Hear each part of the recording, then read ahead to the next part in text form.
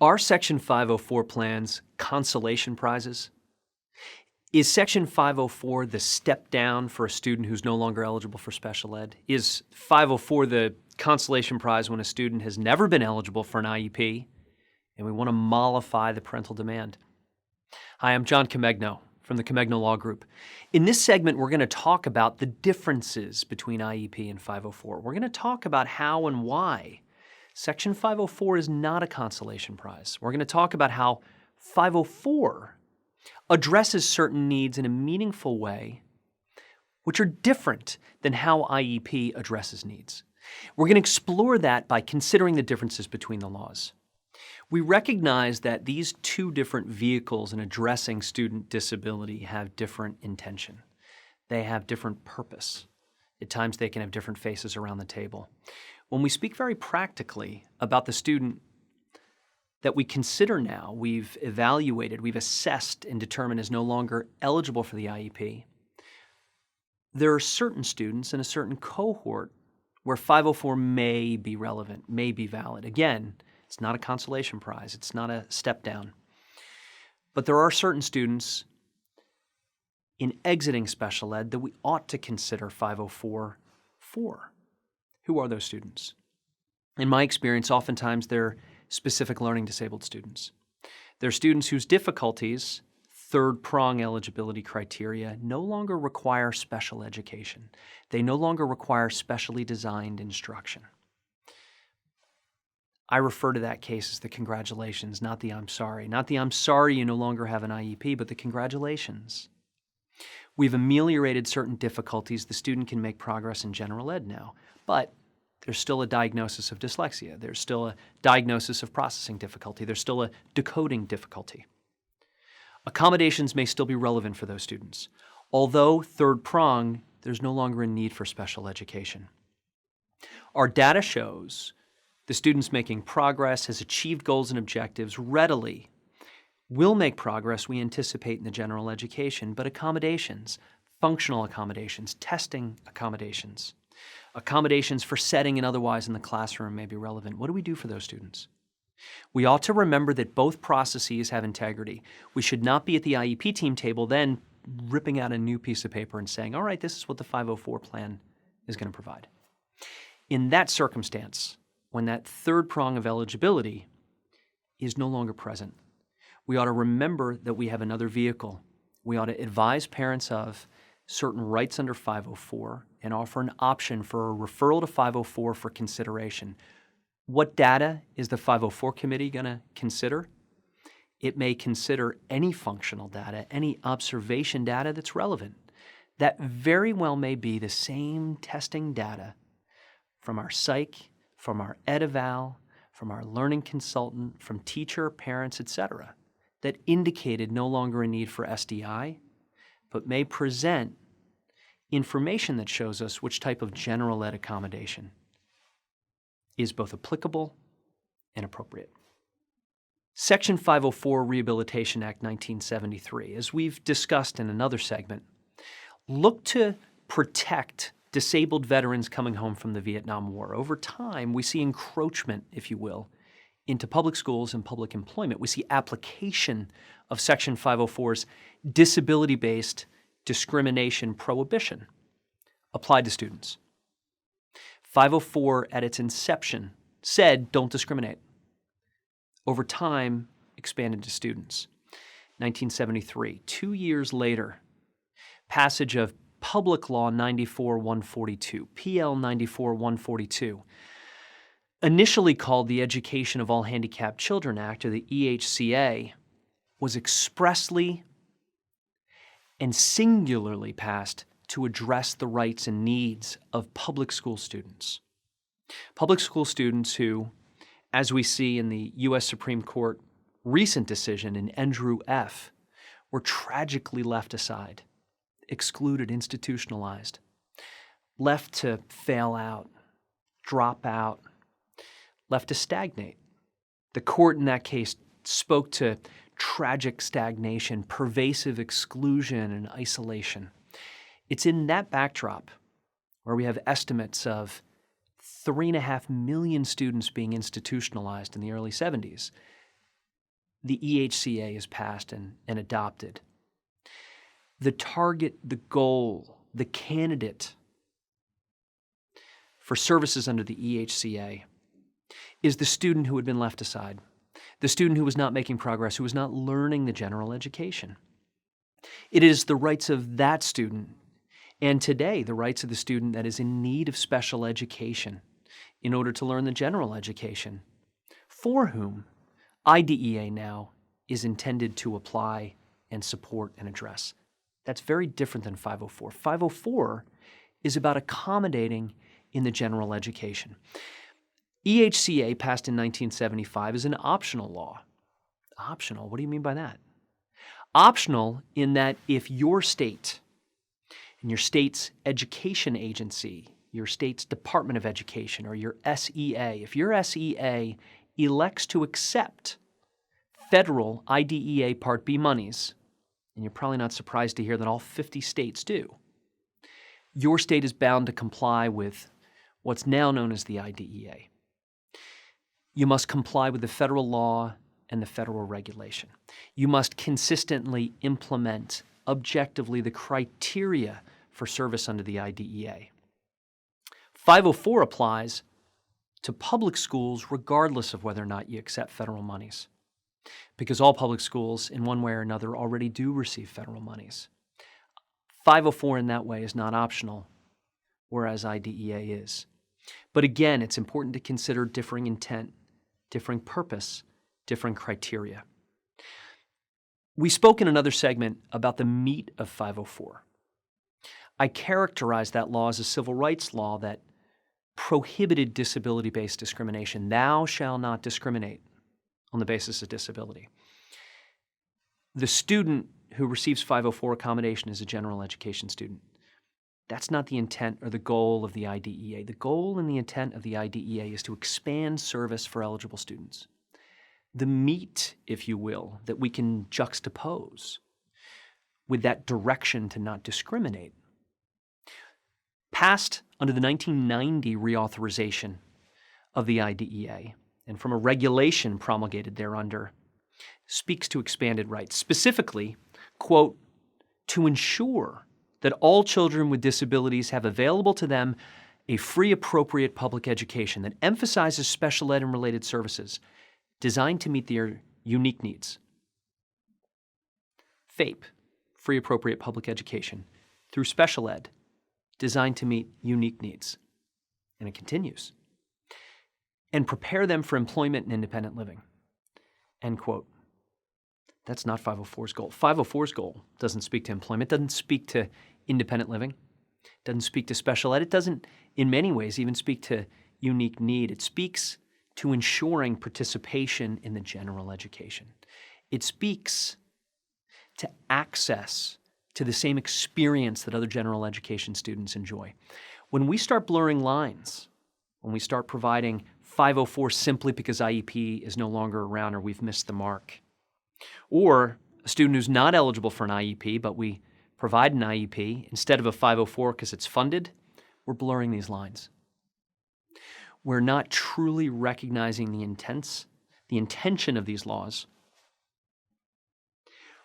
We're ignoring the intention of these laws, and we're blurring process lines that opens us up to claims that we're not acting compliantly, and it opens the door to inconsistent delivery of service.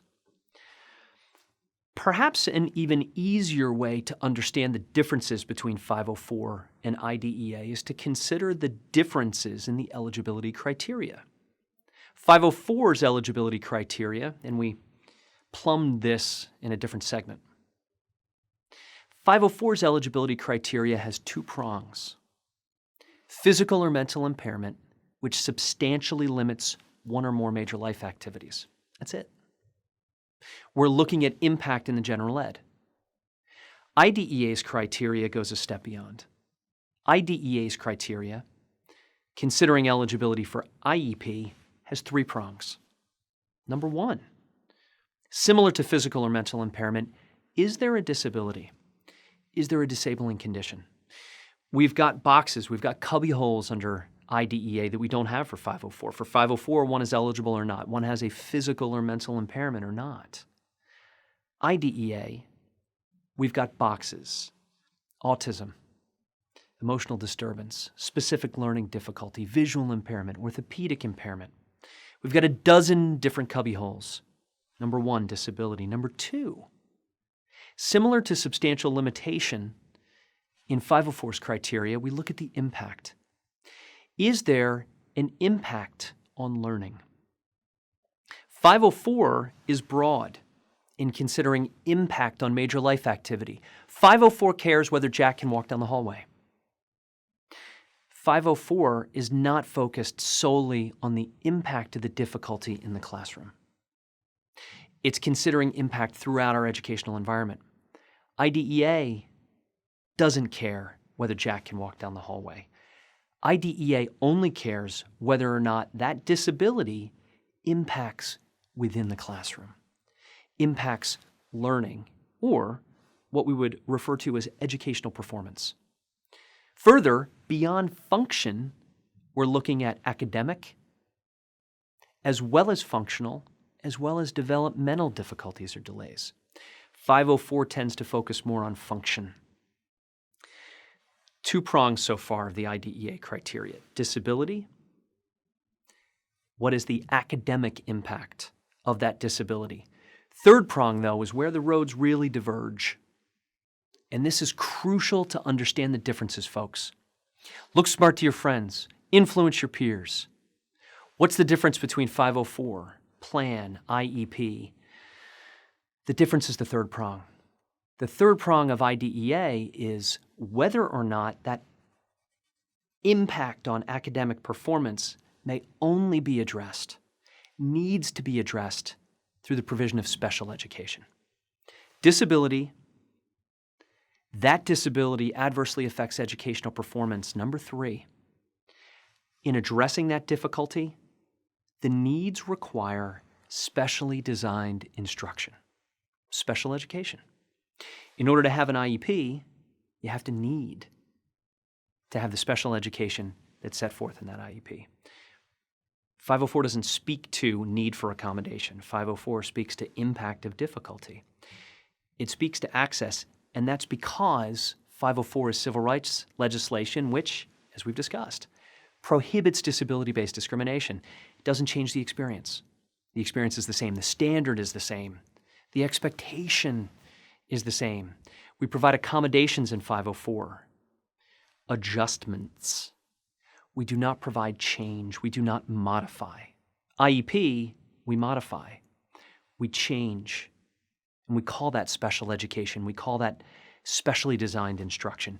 One has to need to receive special education in order to learn to be eligible for an IEP. You can see then these significant differences between the intention in the law and the difference, practically speaking, in the plans that we provide.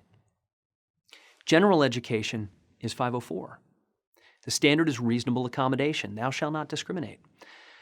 Special education is a true entitlement to FAPE, free appropriate public education, where we're going to look at that individual need. How does that disability impact learning? We're going to bring to bear specially designed instruction, special education, that's going to change the rights of our classified or identified or exceptional student. And depending on where you're sitting and where you're watching from, your states refer to those IEP students in different ways. The instructional rights are different. The process rights are different. The disciplinary rights of our special education students are different than our general ed students. IEP, you have a right to special ed and general ed. 504, you have a right to general ed. IEP, process, you have a right to an IEP team. You have a right to certain notices. You have a right to consent. You have a right to every expert that's sitting around that table. 504, law doesn't speak to it at all. 504, the law says don't discriminate. In fact, and it may surprise you, the Rehabilitation Act itself doesn't even use the word 504 plan, not one time. It simply says don't discriminate. We don't discriminate through the provision of accommodation decided upon by a team. In another segment, and I hope you tune in, we're going to talk about crafting 504 plans today through consistent processes. We're going to talk about the kinds of faces, the experts that we should see around the table, but the law doesn't lay it out. So when we talk about differences between the rights of these students, the process rights of the IEP student, much, much more significant than the process rights of the 504 student. IEP expands, changes the standard and the entitlement. 504 protects the general ed experience, doesn't change it. Third change, discipline. Our IEP students, we're going to protect against disciplinary consequence for manifestation of their disability. In other ways, we're not going to discipline symptoms of that disability for which we've found eligibility. 504 doesn't speak to it. Makes it harder. There is no immediate right under the law for manifestation determination. In another segment, we'll talk about disciplinary consequences and disciplinary implications. We still can't discriminate, but there's no immediate right. Again, differences in the standard, differences in right. When there's a question, when you're considering which door do we go in 504, do we go in through IEP? Roll the tape forward. And let's consider our three most pressing, from my perspective, best practice points: need, process, and progress. The individual need of that student that's gotten on your radar.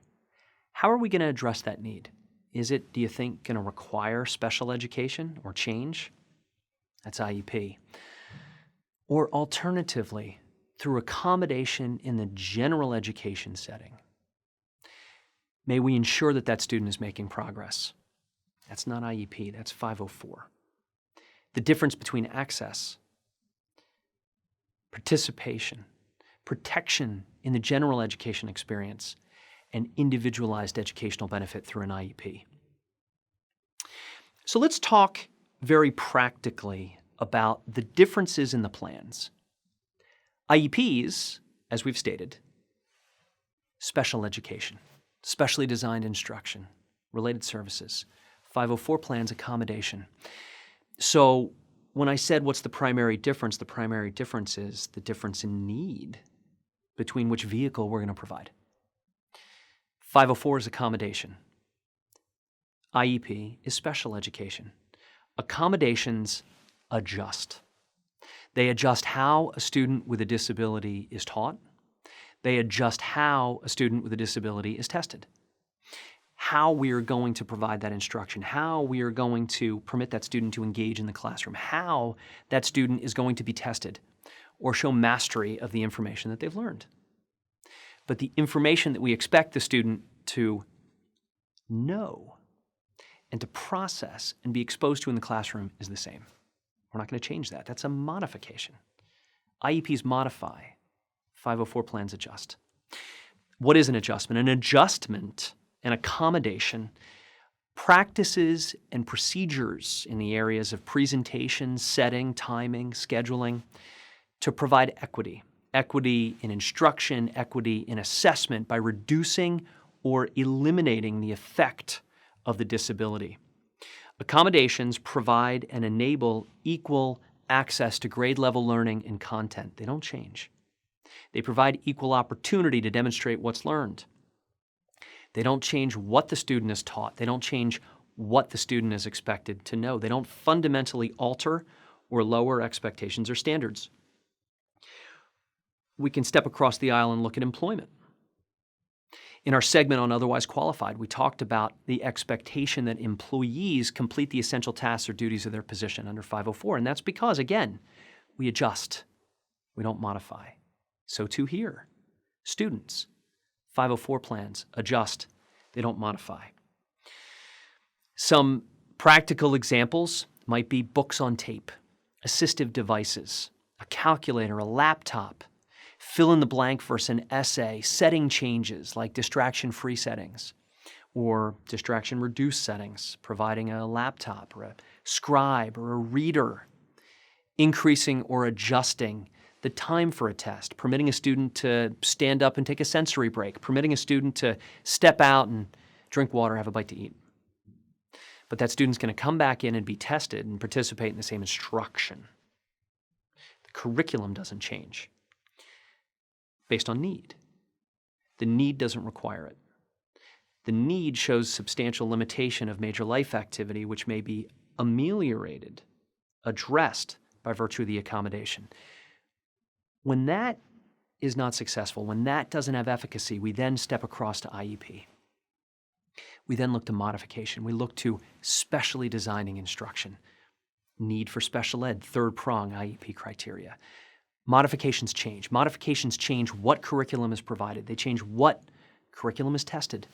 They create a different curricular standard. They create different rigor. They provide meaningful and productive learning experiences based on individual need and ability. They create a different standard. That standard is linked to, it's related to the general education, but it's a differentiation. Specially designed instruction, special education.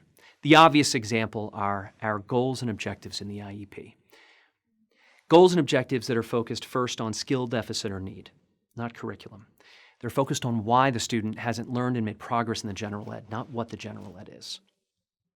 So we've talked in this segment about differences in the criteria, differences in the content, differences in the goal. 504 has its own valid, important, standalone purpose to adjust and provide accommodation. When a student is not eligible for IEP, we may consider 504, we're not compelled to. If we choose to refer that student, either in the initial process or after a determination of no further eligibility for special ed, let's make sure that that process has integrity. Let's make sure that that process considers the differing needs and the difference between accommodation and modification. Thank you for tuning in. Again, I'm John Comegno. Be careful out there.